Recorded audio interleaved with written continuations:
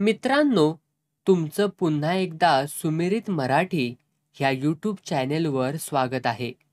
आजची कथा सुरू करण्यापूर्वी जर कोणी ह्या चॅनेलवर पहिल्यांदाच आले असाल आणि अजूनही सबस्क्राईब केले नसेल तर नक्की सबस्क्राईब करा. धन्यवाद.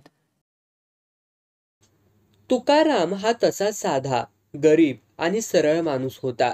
बायको, 2 मुलं आणि बहीण यांच्यासह तो सुखासमाधानाने राहत होता. तो आणि त्याची बायको दोघं मोलमजुरी करायची आणि 5 जणांचं पोट भरायचीत. आपण भलं की आपलं काम भलं असा त्याचा स्वभाव असल्यामुळे तो कुणाच्या अध्यात मध्यात नसायचा. म्हणूनच कुणाच्या खिजगंतीतही नसायचा. त्याच्या बायकोचा स्वभाव सुद्धा त्याच्यासारखाच होता. कामसू आणि इमानी असल्यामुळे कुणाच्या घरी काम निघालं की पहिली पसंती याच दोघांना असायची. त्यामुळे त्यांना जवळजवळ रोजच गावात मोलमजुरीचं काम मिळायचं. गावाच्या मध्यभागी बसलेल्या बुद्रुकवाडीत त्याचं लहानसं जुनं वडिलोपार्जित घर होतं. पुढे पडवी, आत वळई, तिला लागून रानपाची ववरी आणि मागच्या बाजूलाही एक लहानशी पडवी एवढाच त्या घराचा पसारा होता. घरासमोर छोटंसं खळ होतं. खळ्याच्या पेळेला लागून मातीचं तुळशी वृंदावन होतं. त्याच्या बाजूला एक पारिजातकाचं झाड होतं. घरासमोरून एक पायवाट होती. गावातले लोक पोस्टात, ग्रामपंचायतीच्या ऑफिसात आणि पिठाच्या गिरणीवर जाण्यासाठी त्या वाटेचा उपयोग करीत असत. पण वाटेवरचं घर असलं तरी क्वचितच कुणाचं लक्ष तुकारामाच्या घराकडे जायचं. पण तुकारामाची बहीण पिरता वयात आली आणि तिथून जाणाऱ्या येणाऱ्या लोकांना त्या घराचं अस्तित्व हळूहळू जाणवू लागलं. जाता येता त्यांच्या माना या घराकडे काटकोटात वळू लागल्या. तुकाराम गरीब असला तरी इज्जतीला जपणारा माणूस होता. गावातले मोलमजुरीला बोलावणारे कितीतरी लोक त्याला सांगायचे, तुकारामा, तरण्या ताठ्या धडधाकट पिरत्या घराक बसान कित्या पोचतस. तुमच्या बरोबर तिका पण कामाधंद्या घेवणे तितकीच तुका मदत होईल. लोकांचं म्हणणं त्याला पटत असलं तरी गावातल्या काही लोकांना तुकाराम चांगलाच ओळखून होता. त्यांची नजर पारखून होता. म्हणूनच झपाट्याने वाढणाऱ्या उफाड्याच्या पिरत्याला तो कुणाकडे कामधंद्याला पाठवित नसे. आपल्या नवऱ्याचा निर्णय योग्य असल्याचं माहीत असल्यामुळे तुकारामची बायकोही काही बोलत नसे. आपली 2 मुलं तशी ती तिसरी असं मानून तिला वागवत असे. शिवाय ती घरचं आणि मुलाबाळांचं सगळं व्यवस्थित करायची. घरी आल्यावर तिला काहीच करावं लागायचं नाही. आपल्या वहिनीला त्रास होणार नाही याची काळजी घ्यायची. पिरता स्वभावाने मनमोकळी आणि हसतमुख असल्यामुळे आजपर्यंत नणंद भावजईत येतो तसा संघर्षाचा प्रसंग कधीच आला नव्हता. पिरता आता 25-26 वर्षांची झाली होती. आधीच उफाड्याची असलेली पिरता सुखवस्तूपणामुळे अधिकच आकर्षक दिसायची. दिसायला 4 चौघींसारखी असली तरी 4 चौघींकडे मिळून नसेल अशी यौवन संपदा तिच्याकडे होती. चटकन नजरेत भरावं आणि नजर गेल्यावर पुन्हा पुन्हा पाहावंसं वाटावं असं तिचं व्यक्तिमत्व होतं. सामोरी वा पाठमोरी कशीही पाहिली तरी पाहणाऱ्याची नजर तृप्त व्हायची. तिच्या तारुण्याला मुसमुसलेली आणि ठसठसलेली ही विशेषणं लावल्याशिवाय त्याचं वर्णन करणं केवळ अशक्य होतं. परमेश्वराने 4 जणींना लुबाडून हिच्याच पदरात सगळं टाकलेलं असल्यामुळे तिला पाहिलं की पाहणारे घायाळ होत. पिरता नेहमी नीटनीटकी राहायची. जुनच पातळ पण अगदी चापून चोपून नेसायची. त्यामुळे तिचं सौष्ठव अधिकच उठावदार दिसायचं. तिचे केस भरपूर आणि लांब होते. धुतलेले केस मोकळे सोडून ती उन्हात वाळवायची तेव्हा पाहणाऱ्यांना पिसारा फुलवलेल्या मोराची आठवण व्हायची. पण काम करताना अडचण होते म्हणून ती वेणी कधी घालत नसे. मानेवर सैलसर अंबाडा घालायची आणि तिला तो अगदी शोभून दिसायचा. अशी देखणी पिरता त्या जुनाट आणि पडायला आलेल्या घरापेक्षा एखाद्या चौसोपी घरात अधिक शोभून दिसेल असं वाटायचं. पिरता परकरात असताना तिच्या घरासमोरून जाणारी ही वाट नुसतीच पायवाट होती. पण ती वयात आल्यापासून या वाटेचा वापर वाढला आणि तिला जवळजवळ रस्त्याचं स्वरूप आलं. फिरता तशी उदारमतवादी होती. कुणाशीही बोलायची, कुणाशीही हसायची. मग तो तरुण असो, प्रौढ असो किंवा म्हातारा असो. काय गो पिरत्या, काय करतस? असं कुणी आपल्या पडवीत काम करीत असलेल्या पिरत्याला विचारलं की ती फिसकन हसायची आणि सांगायची, काम करतं हय, आणखी काय करणार? मग तो धाडसी तरुण किंवा हिरवट म्हातारा पुढे होऊन खळ्यात येत म्हणायचा, पिरत्या पाणी आण गो घोडभर, ताण लागली हा. घोडभरच कित्या हो, अगदी पोटभर खावा. असं म्हणत ती हातातलं काम तसंच सोडून उठायची आणि पितळीच्या मोठ्या तांब्यातून पाणी आणून त्याला द्यायची. पिरत्याकडे भुकेल्या नजरेने पाहत दोन्ही हातांत तांब्या घट्ट धरून अंगावरचे कपडे भिजेपर्यंत तो पाणी प्यायचा आणि तहान भागली की लाडीक आवाजात, बरा तर पिरत्या, जातय हा, असं सांगून जड पावलांनी तिथून निघायचा. गावातल्या तरुण पोरांना तर दिवसातून एकदा तरी तिला डोळे भरून पाहिल्याशिवाय चैनच पडत नसे. त्यामुळे मुंबईचे रस्ते जसे कधी रिकामे दिसत नाहीत, तशी ही वाट सुद्धा कधी रिकामी दिसत नसे. पिरत्याचं तर कामही वाढलं होतं. या वाटेने जाताना दिवसाकाठी 10-12 जणांना तरी तहान लागत असल्यामुळे तिला रोज 2-3 कळशा पाणी अधिक भरावं लागायचं. पण त्यामुळे पिरत्याच्या दारातलं पारिजातकाचं झाड मात्र चांगलंच बहरलं होतं. पिरत्याने दिलेलं तांब्याभर पाणी तहान नसताना पिणं त्यांना शक्यच होत नसे. 2 घोट प्यायल्यासारखं करून बाकीचं पाणी ते पारिजातकाच्या आळ्यात ओतून टाकायचे. मुंबईतली पोरं काजोल, मनीषा, करिश्मा यांना आपल्या स्वप्नातली परी मानत असतील, पण या गावची पोरं पिरत्याला आपल्या पिरतीची देवता मानायचे. या नट्या त्यांच्या समोर आल्या असत्या तर त्यांनी त्यांच्याकडे ढुंकूनही पाहिलं नसतं. कधी ना कधी पिरता आपल्याला त्या नजरेने पाहिल आणि आपलं काम होऊन जाईल अशा आशेवर असल्यामुळे गावातले तरुण घरच्यांना यंदा आपल्याला कर्तव्य नाही असं सांगून लग्नाची गोष्ट टाळत असत.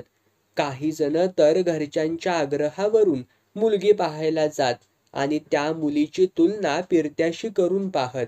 परंतु या गणितात वजाबाकीच जास्त येते हे लक्षात येताच त्या मुलीला ते नकार देत. पिरत्याने गावातल्या तरुणांच्या अपेक्षा भलत्याच वाढवून ठेवल्या होत्या. ती उठवळ नसली तरी लोक आपल्याकडे पाहतात, आपल्याशी बोलण्यासाठी धडपडतात हे माहीत असल्यामुळे पिरता आतल्या आत सुखवायची आणि जास्तीत जास्त वेळ बाहेरच्या पडवीतच काम करीत बसायची. गेली जवळजवळ 2-3 वर्ष तुकाराम पिरत्याच्या लग्नाचं बघत होता. 1-2 मुलं तिला पाहूनही गेली होतीत, पण हे काम आपल्या आवाक्या बाहेरचं आहे याची जाणीव होऊन की काय कुणास ठाऊक ते परत आलेच नव्हते. त्यामुळे तिच्या लग्नाचा योग काही जमत नव्हता, येत नव्हता. तिचं लग्न जमू नये म्हणून गावातल्या रसिक लोकांनी करणेगाराणी केली होती की काय कोण जाणे. पण लवकरच रसिकांनी केलेल्या करणीची मुदत संपल्यामुळे की पिरत्याचे आडवे तिडवे आलेले सगळे ग्रह लाईनीत आल्यामुळे कोण जाणे, तिचं लग्न ठरलं. तुकारामाने आपल्या कुवतीप्रमाणे अगदी साधेपणाने ते करून दिलं. पिरत्याच्या नवऱ्याने केवळ पिरताच नव्हे तर गावातलं चैतन्यही नेलं. गावावर अवकळा पसरली. पिरत्याच्या आशिकांना नैराश्याने घेरलं. काही जण तर तिचा दृष्टीविरह सहन न होऊन जीव देण्यासाठी नदीवर धावले. परंतु मे महिन्यात नदी कोरडी पडत असल्यामुळे जीव देणाऱ्यांना झक मारत जीव घेऊन परत घरी यावं लागलं. त्या दिवसापासून तुकारामच्या घरासमोरून जाणाऱ्या वाटेवरची वर्दळ कमी झाली. कामानिमित्त एखाद दुसरा माणूस त्या वाटेवरून जायचा. दारातलं पारिजातकाचं झाडही पाण्याअभावी वाळू लागलं. पिरत्याचा नवरा आपल्या स्वप्नातल्या सुंदरी बरोबर मज्जा मारीत असणार या कल्पनेने त्यांच्या हृदयाला अत्यंत यातना होत असत. काही जण तर पिरत्याची वाट बंद झाल्यावर देवळाच्या वाटेने जाऊ लागले आणि देवळाच्या दगडी खांबांवर डोकं आपटून घेत देवाला सांगू लागले, देवा, आम्ही कसला पाप केलं म्हणान आमका पिरत्याचा दर्शन पण दुर्लभ केलंस. आता आम्ही कोणाकडे बघून दिवस ढकलायचे रे. ज्या डोळ्यांना पिरता दिसत नाही ते दोले असले काय आणि नसले काय सारख्याच रे देवा. देवा प्रत्यक्षात नाही तर नाही, निदान सपनात तरी आमका पिरत्याचा दर्शन घडव. फुडसून दर्शन घडवणं शक्य नसा तर पाठसून घडवलंस तरी हरकत नाही. पिरत्याचा दर्शन खैच्यो बाजून घडवलंस तरी आम्ही ता गोड मानून घेऊ. पिरता आमका फुडसूनच दिसाक वयो असो आमचो आग्रेव आम्ही धरूचच नाही. पिरता नसलेला त्याचा घर आता देव नसलेल्या देवळासारखे आमका दिसता. कधी कधी पिरता पाणी देता देता हसता हा असो आमका भास होता. देवा, 4 दिवस ता माहेराक येत असा तरी कर रे, इतको निर्दय होऊ नको. पिरता दूर निघून गेल्यामुळे गावातले इच्छुक तरुण दुःखी कष्टी झाले असले, निराश झाले असले तरी आपल्या प्रतिस्पर्ध्यांपैकी ती कुणाला मिळाली नाही याचं सुखही त्यांना वाटायचं. आणि हेच परमसुख त्यांचं दुःख काही प्रमाणात कमी करायचं. एकंदरीत काय तर पिरत्याने या तरुणांवरती घोर अन्याय केला होता. त्यांना वाऱ्यावर सोडून ती निघून गेली होती.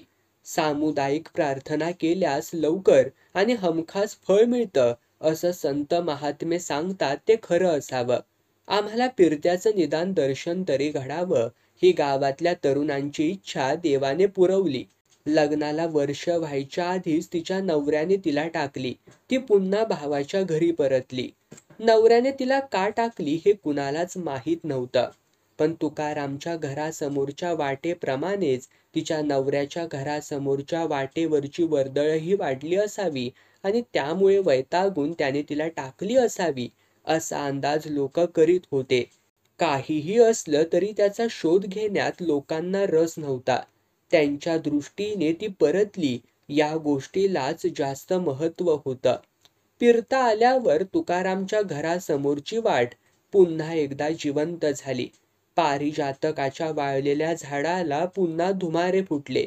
गावातल्या तरुणांचे दुर्मुखलेले चेहरे पुन्हा टवटवीत दिसू लागले. पिरत्यानेही आता पुरुषाचा अनुभव घेतलेला असल्यामुळे ती वेगळ्याच नजरेने तरुणांकडे पाहू लागली. ती नजर त्यांनाही आवडू लागली. गावात डॉक्टरची सोय नव्हती. तसे 1-2 डॉक्टर गावात येऊन आपलं नशीब आजमावून गेले, परंतु का कुणास ठाऊक त्यांचा जमच गावात बसू शकला नाही. 7-8 महिने काढल्यावर त्यांनी पाट्या खाली उतरवल्या आणि दुसऱ्या गावी गेले. त्यामुळे कुणी आजारी पडलं तर डोली करून त्याला 8-9 मैल लांब असलेल्या कणकवलीला घेऊन जावं लागे. साधारणसं दुखणं खुपणं असेल तर गावातल्या राजाराम वैजाकडून औषध घेतलं जायचं. यंदा डॉक्टर नाडकर्णी यांनी या गावात आपला दवाखाना उघडला होता. दवाखाना नव्यानेच सुरू झालेला असला तरी डॉक्टर काही नवीन नव्हते. त्यांचं वय 55 ते 60च्या आसपास असावं. मुंबईत त्यांचा दवाखाना होता. चांगला चालायचा, पण त्यांचा मुलगा डॉक्टर झाल्यावर त्यांनी तो दवाखाना आपल्या मुलाच्या स्वाधीन केला आणि त्यांनी या गावात दवाखाना थाटला. या दवाखान्यामुळे या गावातल्या आजूबाजूच्या गावांतल्या लोकांची चांगली सोय झाली. शिवाय पूर्वीच्या डॉक्टरांप्रमाणे हे डॉक्टर तरुण नसल्यामुळे ते गाव सोडून सुद्धा जाण्याची शक्यता नव्हती. डॉक्टर मुंबई रिटर्न असल्यामुळे आणि त्यांच्या हातालाही चांगला गुण असल्यामुळे लोकांना ते देवासारखे वाटू लागले होते. डॉक्टर नाडकर्णी मध्यम उंचीचे, गोरेपान आणि तरतरीत होते. स्वभावाने मृदुभाषी आणि सालस होते. गावातलं एक घर त्यांनी भाड्याने घेतलं होतं. त्यात पुढच्या पडवीत दवाखाना थाटला होता आणि आतल्या भागात ते राहायचे. ते एकटेच तिथे राहायचे. स्वतःचं जेवण करून जेवायचे. दर शनिवारी संध्याकाळी मात्र ते स्कूटरवरून आपल्या गावी कुडाळला जायचे आणि पुन्हा सोमवारी सकाळी दवाखाना उघडण्यासाठी परत यायचे. डॉक्टरांनी दवाखान्यासाठी हे घर भाड्याने घेण्यापूर्वी बरेच दिवस ते बंद होतं. त्याची साफसफाई करून गिलावा करून आवश्यक होतं. हे सगळं करून द्यायचं काम ग्रामस्थांच्या सांगण्याप्रमाणे त्यांनी तुकारामला दिलं होतं. त्याने आणि त्याच्या बायकोने डॉक्टरांचं काम अवघ्या 2 दिवसात आणि अगदी उत्तम प्रकारे करून दिलं. तेव्हा डॉक्टर त्याला म्हणाले, तुकाराम, माझ्या धुण्या भांड्यांसाठी एखादी बाई मिळते का ते बघ. 2-1 तासांचंच तर काम आहे. पैशांची काळजी नको, पण काम स्वच्छ आणि व्यवस्थित करणारी पाहिजे. हे काम आपल्या बायकोला करायला सांगावं असं प्रथम त्याच्या मनात आलं. पण आपण रोजच कुणाच्या तरी मोलमजुरीला जात असल्यामुळे तिला ते शक्य होणार नाही हे लक्षात येताच त्याने या कामासाठी पिरत्याला पाठवायचं ठरवलं. डॉक्टर वयस्क असल्यामुळे तिला त्यांच्यापासून धोका नसल्याची त्याला खात्री होती. शिवाय काम सुद्धा फक्त 2-2.5 तासांचंच होतं. लग्नापूर्वीचं ठीक होतं, पण आता तिला असं किती दिवस पोसायची हा प्रश्न सुद्धा त्याच्या समोर होताच. पिरत्याने हे काम मोठ्या आनंदाने स्वीकारलं. त्या निमित्ताने का होईना तिला आता घराबाहेर पडायला मिळणार होतं. शिवाय भावाला सुद्धा जमेल तेवढी मदत करता येणार होती. डॉक्टरांकडे काम करीत असल्यामुळे घरच्यांना सुद्धा औषधोपचार फुकट मिळण्याची शक्यता होती. घरची सर्व कामं आटोपून भाचरांना जेवण खाणं देऊन दुपारी 2:30च्या दरम्यान ती डॉक्टरांच्या घरी जायची. डॉक्टरांची ती विश्रांतीची वेळ असायची. पण आपली कामं आटोपून पिरता गेल्या वाटेने आपल्या घरी परत यायची. पिरता घराबाहेर पडायला लागल्यामुळे गावातल्या काही लोकांना तर फारच आनंद झाला. आपण सुद्धा कसल्या तरी कामासाठी निघालो आहोत असं भासून त्याच वाटेवरून ते तिच्या पुढे मागे चालू लागायचे व मुद्दाम तिला गाठून तिच्या बरोबर 4 पावलं चालायचे. 4 शब्द बोलायचे. तीही त्यांना सावध प्रतिसाद द्यायची. त्यामुळे तिच्या घरासमोरच्या वाटेप्रमाणेच डॉक्टरांच्या दवाखान्याच्या वाटेवरची वर्दळ भर दुपारच्या वेळीही वाढू लागली. पिरत्याशी जवळीक करू इच्छिणाऱ्यांचे हे प्रयत्न आता उघड्यावर होऊ लागल्यामुळे तुकारामच्या कानावरही गेले. पिरत्याला त्याबद्दल तुकारामने विचारलं तेव्हा ती म्हणाली, दादा, मी सामके वाटेने जातय आणि सामके वाटेने परत येतय. कोणाच्या घरात जायत नाही काय कोणाच्या दारात जायत नाही. आता जाता येताना कोण ना कोण वाटेत भेटतात. 2 शब्द बोलतात ते का मी काय करू? तू सांगत असशील तर मी डॉक्टरांचा काम सोडतय आणि अगोदर बसत होतय तसाच घरात बसतय. यात बिचाऱ्या पिरत्याची काहीच चूक नाही हे लक्षात येताच तो निरुत्तर झाला होता. पण एके दिवशी नेहमी संत तुकारामा एवढा शांत असणारा तुकाराम पिरत्याला बेदम मारतो आहे आणि ती गुरासारखी ओरडते आहे असं दृश्य लोकांनी पाहिलं. हा हा म्हणता ही अविश्वसनीय बातमी गावभर पसरली. तुकाराम सारखा शांत माणूस बहिणीला मारझोड करण्याइतका चिडला आहे म्हणजे तसंच काहीतरी भयंकर प्रकरण असणार याची जाणीव होऊन जो तो नक्की काय झालं आहे ते जाणून घेण्यासाठी हातातलं काम तसंच टाकून धावत सुटला. 5-10 मिनिटांत त्याच्या घरासमोर ही गर्दी जमली.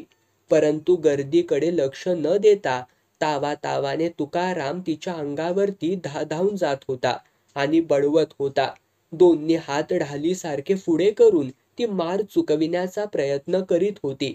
दादा, दादा नको मारू, नको मारू असं कळवळून सांगत होती. तो मार तिला बसत नसून आपल्यालाच बसत आहे असं वाटून तिचे तरणे थेरडे आशिक आतल्यात विव्हळत होते. एवढ्यात बऱ्याच वेळा पिरत्याच्या हातचं पाणी पिऊन गेलेला अण्णा पुढे झाला.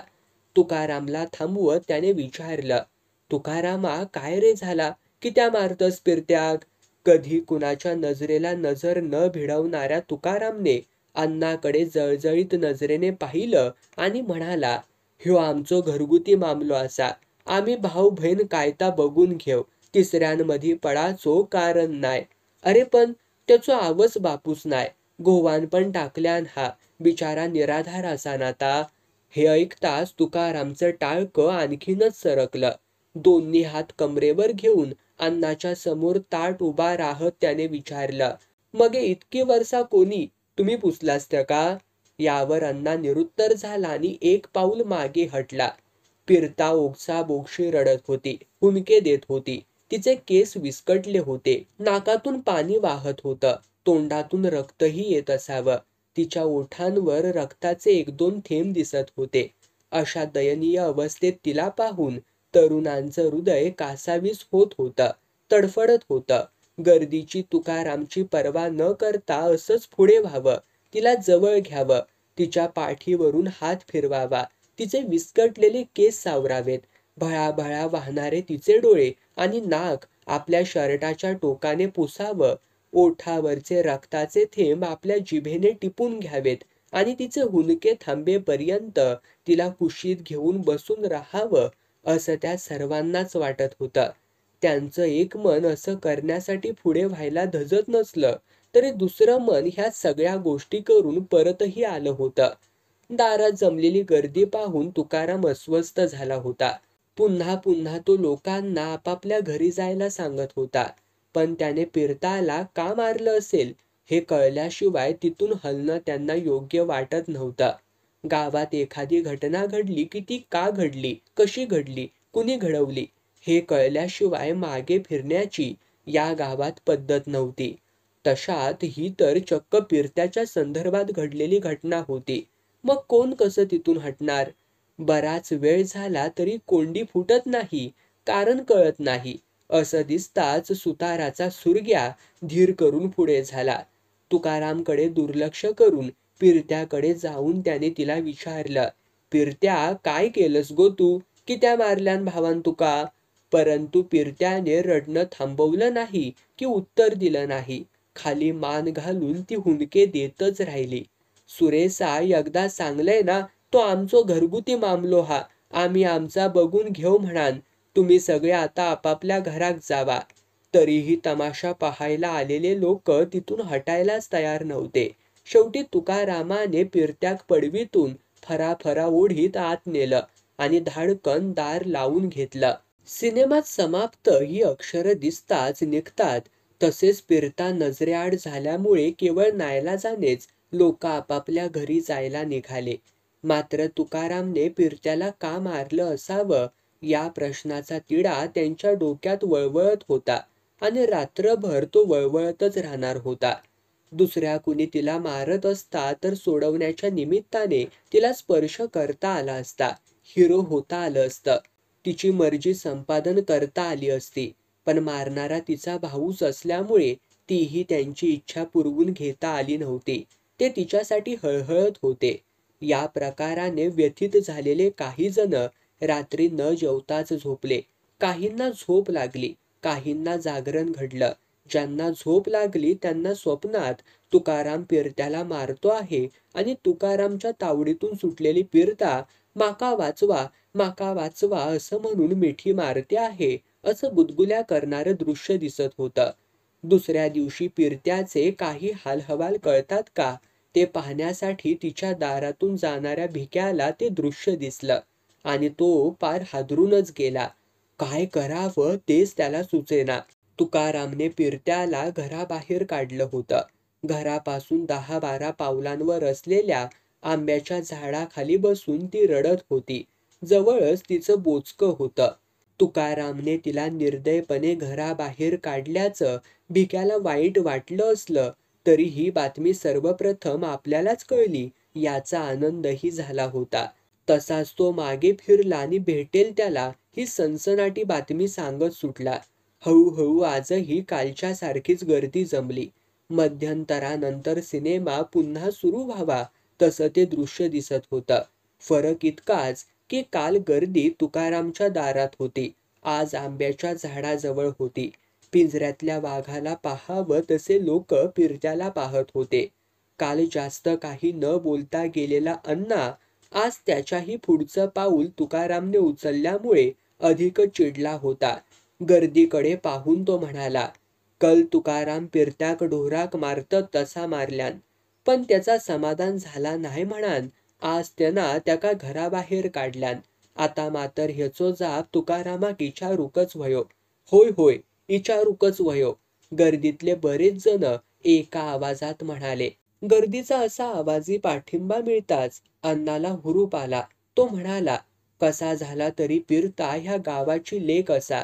पिरता लहानाचा मोठा हयच झाला. त्याचा लगीन हयच झाला आणि त्याचो घो त्याका हयच टाकून गेलो.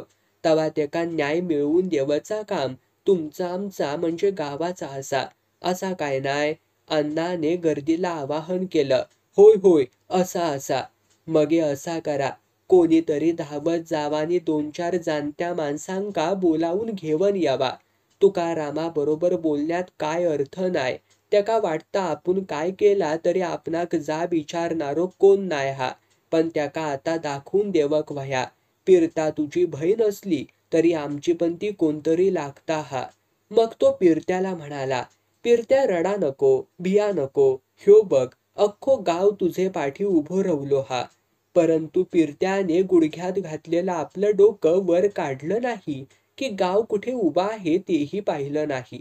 थोड्याच वेळात गावातली प्रतिष्ठित मंडळी तुकारामच्या घराजवळ आली. अण्णाने कालपासून घडलेला वृत्तांत त्यांना समजावून सविस्तर सांगितला आणि न्याय देण्याची विनंती केली. आपल्या घरातल्या प्रकाराची अशी गावभर चर्चा व्हावी याचं अब्रुदार तुकारामला खूप दुःख झालं. तो रडू लागला. त्याला उगी करण्यात आलेल्या प्रतिष्ठित मंडळींचा बराच वेळ वाया गेला. बऱ्याच प्रयत्नानंतर तुकारामने स्वतःला सावरलं. मंडळीने त्याला पाणी प्यायला दिलं, सावध केलं. मग आबा राण्यांनी त्याला विचारलं, तुकारामा, पिरत्याक तू मारझोड केलंस, घराबाहेर काढलंस ता कित्या म्हणान? पण तुकारामच्या तोंडातून शब्द बाहेरच पडेना. बोल तुकारामा, बोल. आम्ही तुका जा विचारूसाठी नाय, तुझा म्हणणं ऐकासाठी इलव. सांग आबानू. पण बोलता बोलता त्याला गहिवरून आलं. आबांनी त्याच्या पाठीवरती थोपटलं. तो म्हणाला, आबानू, माझ्याच तोंडान माझीच अब्रू मी गावभर कशी हो करू? असा झाला तरी काय रे तुकारामा? खरा कायता सांग. तुझी बाजू योग्य असा तर आम्ही तुझे बाजून असव. आबांनी त्याला आश्वासन दिलं. त्याने एकवार मंडळींवरून नजर फिरवली, मान खाली घातली आणि म्हणाला, पिरता गुरुवार असा म्हणान त्याका मी घराबाहेर काढलंय. हे ऐकताच बॉम्ब पडावा तसं सर्वांना वाटलं. सांगतस ह्या खरा तुकारामा? बाबूरावांनी विचारलं. असली गोष्ट मी खोटी कित्या सांगाक रावांनू? 2 महिनेता नाहला नाय हा, ह्याचीच माका भीती वाटायची म्हणान मी आजपर्यंत त्याका बसान पोषित होतय. पण अखेर कोण असा तो? त्याला मध्येच थांबवत आबांनी विचारलं. ताच मी रांडेकाज 2-3 दिस विचारतय पण नाव सांगत नाय. साऱ्या प्रकाराने आलेली मंडळी अवाक झाली. गर्दीतही कुजबूज सुरू झाली. कोण असावा याबद्दलचे तर्कवितर्क एकमेकांच्या कानात सांगितले जाऊ लागले. तुका कोणाबद्दल संशय असा काय तुकारामा? कोणाबद्दल संशय घे बाबांनो. मी आणि माझी माघारीन दिवसभर लोकाचे पैऱ्या मजुरेक जातव. रस्त्यावयला आमचा घर. कोण येता कोण जाता आमका कसा हो कळतला? पिरत्याला गरोदर करण्या एवढा नशीबवान कोण असावा असा प्रश्न सर्वांप्रमाणेच अण्णालाही पडला. गर्दीतलाच कुणीतरी असणार असं समजून त्याने गर्दीतल्या तरण्या पोरांवरून आपली जळजळीत नजर फिरवली आणि म्हणाला, जावा रे, कोणीतरी पिरत्याक हकडे घेवन येवा. एवढ्यात तुकाराम म्हणाला, तिका परत ह्या घरात आणू नको. तकडेच जावन त्याचा काय करूचा असा ता करा. आजपासून ता आमका मेला. बरा चला रे आंब्यापुढे, त्याने लोकांना सांगितलं. तुकारामच्या दारातली गर्दी आंब्याच्या झाडापुढे सरकली. रडून रडून थकल्यामुळे पिरता बोचक्यावरती डोकं ठेवून झोपली होती. ते पाहताच बाबूराव गरजले. पिरत्या, अख्ख्या गावाची झोप उडवून तू खुशाल निजलंहस? पिरत्याला जाग आली. तिने मान वर केली आणि गर्दी पाहून पुन्हा खाली घातली. पिरत्या, तुकाराम सांगल्यान ती गजाल खरी हा, पण ती काही बोलली नाही. पुढ्यातल्या बोचक्याकडे निर्विकारपणे पाहत बसून राहिली. बोल, कोण असा तो पराक्रमी? गावातलो असा काय गावाबाहेरचो असा? आबांनी विचारलं. त्याचा नाव सांग, आम्ही त्याचा हाडा मोडून त्याचो बहारो आणून तुझ्या पुढ्यात टाकतव. बाबली म्हणाला, तू हाडा मोडतलस? कुर्लेचे डेंगे तरी मोडलस कधी? बापूने त्याला विचारलं. मी कित्या? गाव काय गप रवात? जसं काही जे झालं ते पिरत्याच्या मर्जी विरुद्ध झालेलं आहे असं समजून बाबली बोलत होता. पिरत्या, बऱ्या बोलान नाव सांग, नाहीतर त्याचे परिणाम वाईट होतील. लोक तुका धोंड्यांनी मारतील, बाबूराव म्हणाले. एवढ्यात कायदा हातात घेत तातू म्हणाला, नाव सांगलस तर आम्ही त्याका तुझ्या बरोबर लगीन करूक लाव. आणि त्याचा लगीन अगोदरच झाला असता तर? बापूने शंका काढली. तर आम्ही त्याका ह्याची सगळी जबाबदारी घेवक लाव. असली भानगड करून नामा निराळा रवाक मिळाचा नाय. एवढं सगळं सांगून सुद्धा पिरता तोंड उघडत नाही म्हटल्यावर बाबूराव चिडले. म्हणाले, पिरत्या रांडेच्या, आमका काय कामधंदो नाय म्हणान आम्ही इलव हैसर? काहीतरी मारक काढूसाठी चिलव ना, तरी पण तू तोंड उघडीत नाही म्हणजे काय? शान खाल्लंस ता खाल्लंस आणि वर शानपणा करतस. लोका चिडले हत, हातात धोंडे घेऊन उभे असत. नाव सांग नाहीतर तुझा कपाळ फोडतीत. हे ऐकताच मात्र ती घाबरली. मान वर न करताच म्हणाली, डॉक्टर. काय सांगतस काय? डॉक्टर? आबांना धक्काच बसला. तिने होकारार्थी मान डोलावली. सगळेच चकित झाले. गर्दीत गोंगाट वाढला. जो तो एकमेकांकडे पाहून आश्चर्य व्यक्त करू लागला. म्हाताऱ्या डॉक्टरने आपल्याकडे काम करणाऱ्या पिरताचा असा गैरफायदा घ्यावा आणि स्वतः डॉक्टर असूनही तिचं पोट वाढू द्यावं याची सर्वांना चीड आली. सतशील वाटणारा वयोवृद्ध असलेला डॉक्टर असं काही करील हे कुणालाच खरं वाटत नव्हतं. बाबूराव, आबा म्हणाले. डॉक्टरांका विचारून खात्री करून घेतलेली बरी. काय बोलतास हे आबांनो? बाई माणसां नाव सांगितल्यानंतर हे बाबतीत आणखी पुराये वये. त्या डॉक्टराकडे कामाक जाता आणि त्या डॉक्टरात दुसरा कोण माणूस नाही ह्या जगदुनियेक माहिती असा. बाबूराव पुढे झाले. एखाद्या कसलेल्या राजकारण्याने गर्दी दिसताच भाषण ठोकायला सुरुवात करावी तसं करीत ते म्हणाले, मंडळी, ज्या माणसाक आम्ही देवदूत मानलव, देवासारखो मान दिलव, आपलं उपकार करतो समजलव, त्यांना आपल्याकडे काम करणाऱ्या पिरता कशी फशी पाडल्यान, कोणाक तोंड दाखवूक नको अशी परिस्थिती करून ठेवल्यान. आजपर्यंत किती विश्वासान आम्ही आमच्या लेकी सुनांका ह्या डॉक्टराकडे इलाजासाठी पाठवित होतो. पण गावात ह्यो देव नाही तर दैत्य म्हणा लिहिलेलो असा. असलो डॉक्टर आपल्या गावात ठेवणा मोठा धोक्याचो असा. बाबूरावांचं भाषण चालू असताना तिकडे आंब्याच्या झाडाबुडी पिरता मोठमोठ्याने रडत होती, ओरडत होती, काहीतरी सांगण्याचा प्रयत्न करीत होती. पण त्यामुळे बाबूरावांचं भाषण नीट ऐकू येत नाही म्हणून तिला लोक दम देऊन गप्प बसायला सांगत होते. बाबूराव पुढे म्हणाले, पिरत्याक नासवणाऱ्या ह्या म्हाताऱ्या बैलाचो सोक्ष आजच लावक व्हयो. त्याका असो सोडलो तर उद्या जगदुनिया आमच्या तोंडावर थोकात. मग त्यांनी धोंडी आणि मारुतीला हाक मारली. म्हणाले, असे जावा आणि त्या नाडकर्णे डॉक्टराक फरफटत वडीत हकडं घेऊन या. तोच पिरता आंब्या खालची उठून गर्दीत घुसली. बाबूरावांच्या पायावर पडत कळवळून म्हणाली, नाडकर्णी डॉक्टर नाय, तो देवमाणूसच असा. माझ्या बापाशी सारखो असा. मगे दुसरो खयचो डॉक्टर भेटलो तुका? बाबूरावांनी चमकून विचारलं. मलेरियाचो डॉक्टर. हे ऐकून सगळेच चाट पडले. रहस्यमय चित्रपटात अनेकांवरती संशय घेतल्यावर खुनी भलताच निघावा तसं झालं. दर 15 दिवसांनी घरोघरी फिरून कुणाला ताप सर्दी आहे का याची चौकशी करून कोयनेलच्या गोळ्या देणाऱ्या, दरवाजावरती चिकटवलेल्या तक्त्यावर सही करून जाणाऱ्या आणि स्वतःला मलेरियाचा डॉक्टर म्हणवून घेणाऱ्या मलेरिया निर्मूलन कर्मचाऱ्याचं हे काम आहे. हे कळताच गावच्या स्वप्न सुंदरीला आपल्या लवेरियाच्या लपेटीत घेऊन गावाच्या अस्मितेला दंश करणारा हा मच्छर आता कुठे भेटेल याबद्दल गावकरी चौकशी करू लागले. तर सुताराचा सुरग्या नाना पाटेकर सारखा अभिनय करीत अण्णाला म्हणाला, बगलस काय, एक मच्छर ने अख्खे गाव को हिजड़ा बना दिया.